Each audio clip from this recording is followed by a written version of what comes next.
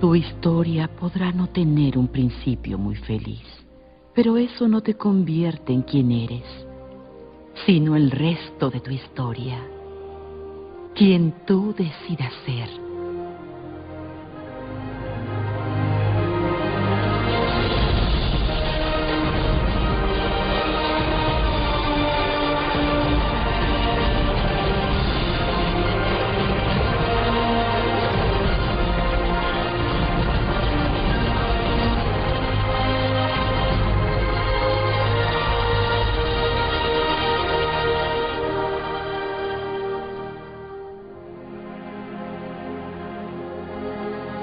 Entonces, ¿quién eres, Panda?